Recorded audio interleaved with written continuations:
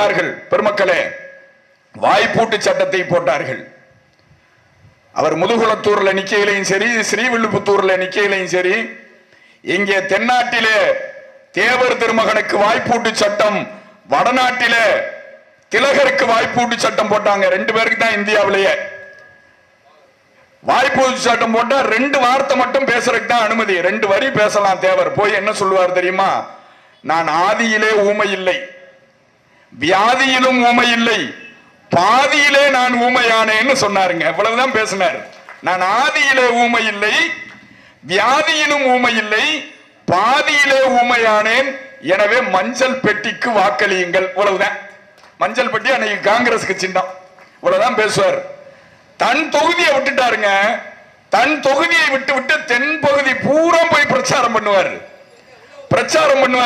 தன் தொகுதியில ஜெயிச்சிருவாரு.